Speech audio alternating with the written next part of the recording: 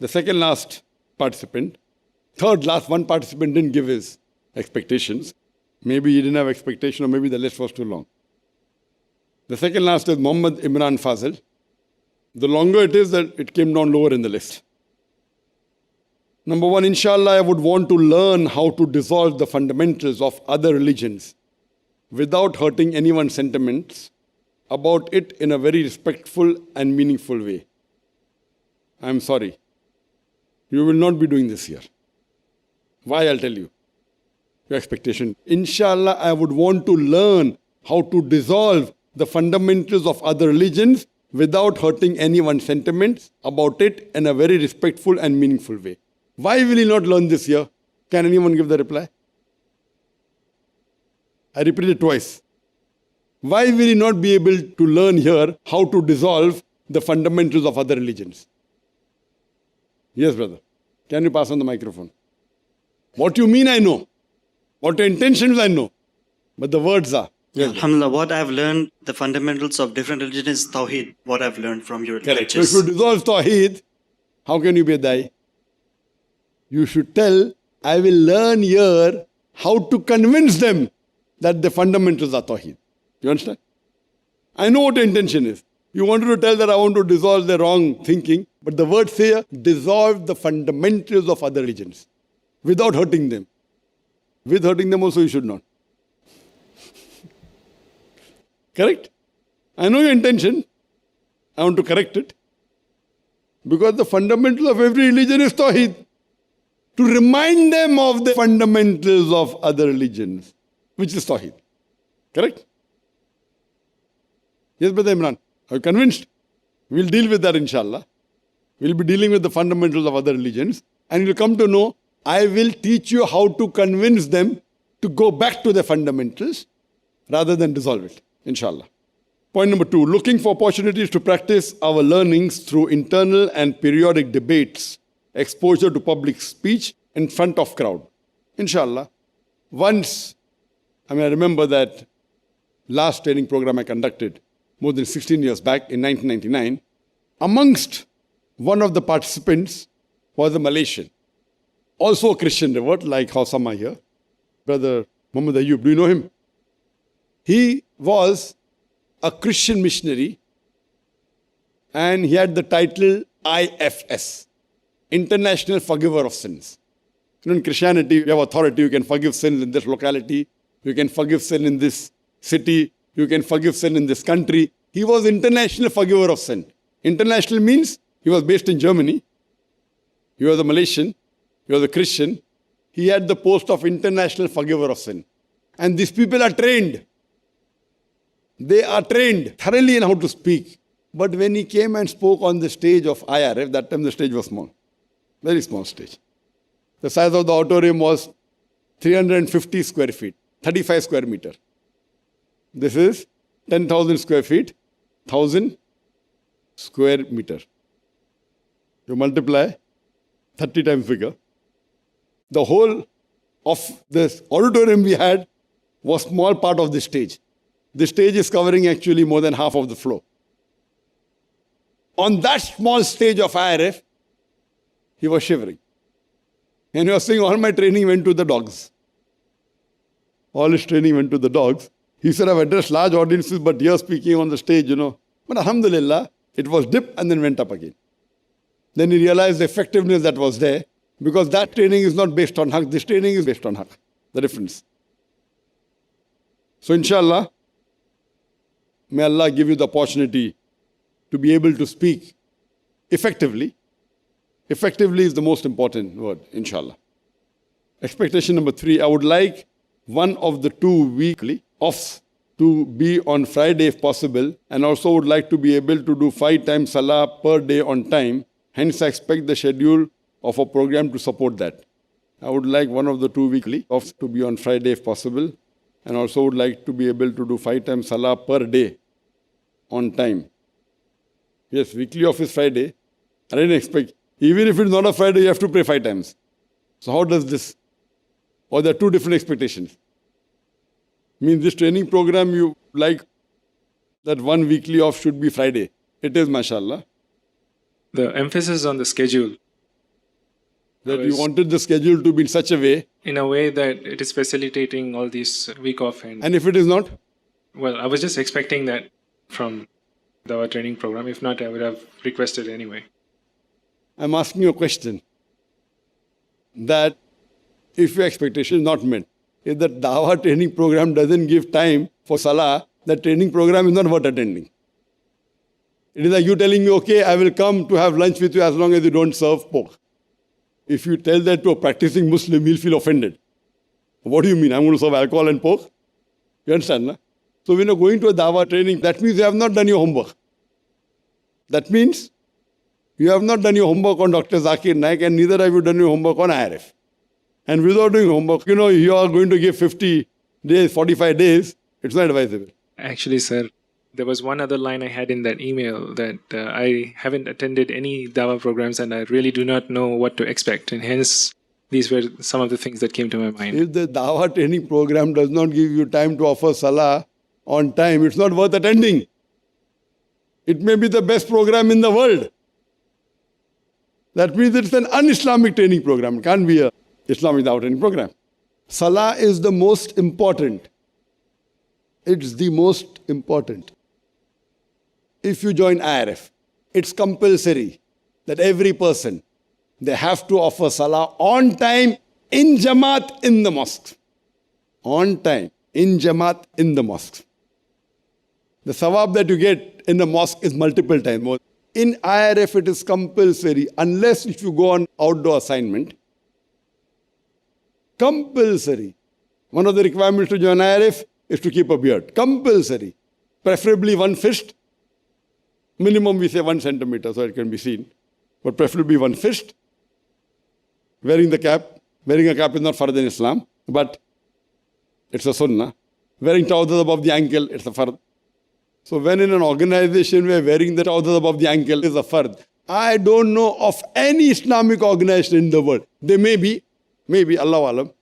I have traveled to different parts of the world. I don't know a single Dawah organization in the world which makes it compulsory for its employees to keep a beard and wear trousers above the ankle. I don't know of any.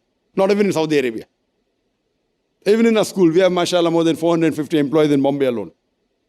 It is, alhamdulillah, one of the largest Islamic Dawah organizations in the world, alhamdulillah, in terms of number of people working. So you cannot expect, you have to inquire.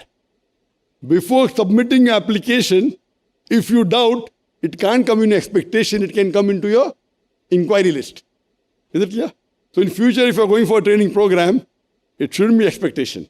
If you say, I would expect to become a 5-time namazi, that's a different thing.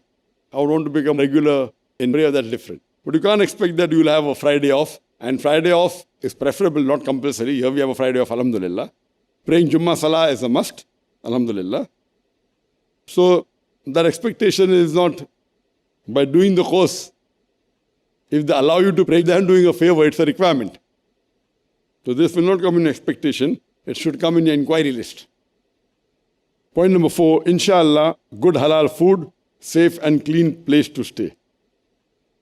Inshallah, halal food is there. Good food is subjective. I was telling yesterday to the foreigners, what's good for me may not be good for you. To the foreign participants, and 10 of them are from the Oriental line. 6 are from Malaysia, 2 from Singapore, 1 from Indonesia, 1 from Japan. So 10 people of the participants are from Oriental. So I asked Asif Naik, who's my nephew, that try and get some Oriental food. He said, taste it. I said, what will I do tasting it? Most probably I won't like it. You're asking the wrong person. You can ask Oriental person, ask a Malaysian or Indonesian to taste it. Even if I say, yes, it has no value, even if I say, no, it's no value, most probably I'll say no. So he said that, will I send a sample to your home? I said, what is the use? Correct? Because I'm not expert in that field. And personally, I don't like, I've had Oriental food. So good is subjective. Halal, yes, it has to be. Again, you inquiring whether you'll get halal food is an inquiry. It cannot be an expectation. If you come to know that there is a course where halal food is not served, you have to make arrangement for your own halal food. But Islamic organization giving haram food, that means you haven't done your inquiry on that organization. Safe and clean place to stay. This is a question which I have to, though I didn't want to tell in detail, Point number 4, good halal food, safe and clean place to stay. Good food is subjective, halal inshallah is there. Good, safe and clean. Safe place. Some people don't like staying in buildings. It's very safe. We're talking about Mumbai, right? What is Mumbai? I've heard a lot of things about Mumbai that it's not really safe. You know, Mumbai, in the cities of India, it doesn't come as, Delhi if you say yes. And the most dangerous cities, Bombay is considered one of the safest cities. And there was a survey done in Bombay, which is the safest locality. It is Dongri, where organization IRF is. For the women, there is a survey, which is the safest locality for women, because we are in the hub of the Muslims in Bombay. So safe, good halal food, clean place to stay. I didn't want to comment on this question, but I'm commenting because it's an expectation. So it's very important that if you want to do something for Islam, and if you can check, as I told you something in interview, sometimes you don't. And it was told very clearly that there were certain criteria we had kept for selection of the participants. And based on that criteria, when Brother Kaleem took the interview, fortunately or unfortunately, amongst the pure Indian means Indian resident, none was selected. There are two types of Indians, Indian resident and non-resident Indian, means Indians staying abroad. So amongst the Indian non-residents, only two qualified. One was my son. He stays in Saudi Arabia, so he's an NRI. And one more person who was from Holland. He's not here. I'll tell you later on. Then I told, okay, when we are having the course, why not we have a parallel room? So while this training is going on, there are other Indians sitting in a parallel room, which many of you may be aware. Now these people, by default, did not qualify in the normal criteria for being selected as a participant for the IDTP. As a general policy, we asked to all the people who applied, you want to be a full-time Dai? And almost all said yes. Then we also asked a question that would you like to work in IRF as a full-time employee? And Alhamdulillah, more than 80% of the foreigners and more than 80% of the Indians said yes. Not that we wanted to employ them. But as a question, why? If you want to be a full-time Dai, are you willing to work in the organization? Yes, we would like to, because I believe that if a Japanese, like mashallah, our brother here, who knows Japanese, and if I employ him in Bombay, I may benefit, but I am decreasing the spread because he's a Japanese. He knows Japanese, very few people know Japanese and who can be a good Dai. So if I train a Japanese in doing dawah and keep him in Bombay, point number one, a foreigner can't do missionary activity in India. Can't give public lectures. But we asked only to check. What is his passion? Is he willing to sacrifice or not? A person coming from UK wanting to work in Bombay, passion is good. Just to check. Would you like, we didn't say yes, we'll employ you. Yes, there were one or two participants like brother, mashallah, Shafiq, who will be beneficial to us because we have launched a channel in Mandarin. So we want a person knowing English and Mandarin. We have a few Chinese, mashallah, there with us. Pure Chinese, but they know Arabic and Chinese, not English and Mandarin. So there are a couple of foreigners who would be staying here, inshallah, and working with us. But that will benefit them because what work he can do in Bombay, he can't do anywhere else in the world. He being able to reach millions of people through Peace TV, he cannot do that in Malaysia. But I don't have a Japanese channel, so if I ask him to stay here, he would be a better impact for the Islamic work in Japan than here. So as a policy, we had two different rules for them. Then I told Brother Kaleem that, okay, fine, if there are hardly two Indians who have come into the list by default, let's ask the other Indians that, will you work here? So 80% agreed yes. So from that lot, we had a second category that, fine, you will be observing the Dawah training program on a screen in a side room. Yet you will benefit more than 75%. How? Your homework would be taken by another instructor, no problem. You will not be able to ask me questions on the spot. But maybe thrice in 33 days, I would give them a couple of hours, 2 hours or 3 hours. You jot down the questions, I will answer once in 10 days maybe. On the condition that you agree to work here full time. There's a condition now. For attending the hour training program, it was a question. And there were some people who also said, we will not work here, but we selected them in the international training program. In the next room, it was only that fine. You did not qualify for the main round. Now there's a second, no, that is costing me money, which is not benefiting the Ummah. Why? Because that's not going on satellite. Here my cost per person is very expensive. There also there's a cost involved. It's in lakhs of rupees. Lakhs of rupees means thousands of dollars. Several $1,000s there. Here, it's in big amount. So there we had mentioned in the form very clearly that simple and basic accommodation will be given. If anyone wants something better, he will have to pay for it. So that we are clear now. We are clear. Simple and basic. Now, simple and basic, what is for you may differ from me. What is for you may differ from me. It is subjective, I know that. Now, for the foreigners, what accommodation we gave, we think it is basic and simple. They may think it is good, they may think it is low, it is up to them. I may have to take a survey, maybe. What we felt basic and simple for an Indian, irrespective whether he's coming from China or whether he's coming from, he's an Indian. The policies were different. He did not qualify for the main round. So we had another accommodation, which was in apartments, which is basic and simple, which is when I travel the world, I stayed in accommodation worse than that. Dr. Zakir Naik. When I went to UK, they kept me in a room which was little bigger than the bed I slept on. Allah has given me so much money that mashallah I can stay in 5-star hotel anywhere in the world. Alhamdulillah. Allah has given that to me. We didn't object. We said Alhamdulillah. They gave me a chance to do dawah, no problem. I paid for my ticket. Not to learn. They call me, I pay my ticket, they charge for my entry. They make money. I pay for my ticket. And I have a habit when I prepare, I walk in the room.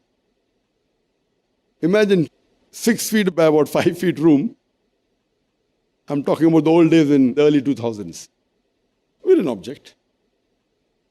Surely the accommodation we gave here is multiple times better than the accommodation when I traveled. Alhamdulillah. Now the situation is different. Alhamdulillah. We want to test, not that we can't afford. Whenever we call English speaker for Peace TV, all of them, we don't give 5-star, we give 5-star deluxe. It's not required. We want to tell the Dai, okay, fine, we give you the best treatment. When a budget of this hour training program is so big, we can keep all of you into 5-star deluxe. We don't want to spoil you, we don't want to degrade your niyyah. If you want to stay in a 5-star for the hour training, why to waste the ummah's money? Alhamdulillah, we can afford to keep all of you in 5-star deluxe. That is the capacity of organization. One participant who I mentioned earlier in the session, I don't want to take his name, he had said that please give me, I don't mind coming if there's no seat, I'll sit in the side room, I'll pay for my accommodation, etc. And when he came here, he said the accommodation is not up to standard. So I said, fine. You are willing to pay, you can pay.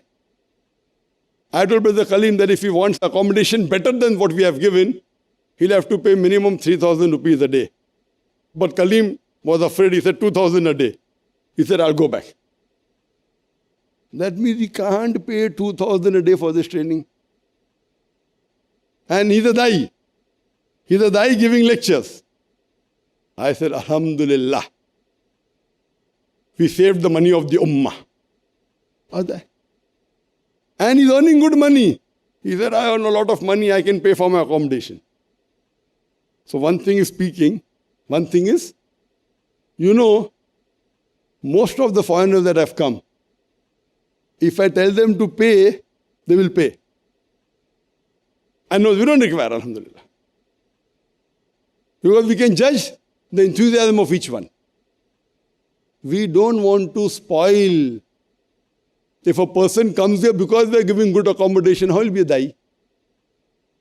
But we don't want to trouble him too much. Therefore, we said the basic for the foreigners would be Balwas Hotel, 4-star hotel. We can afford the most expensive hotels, Alhamdulillah. Allah has blessed us.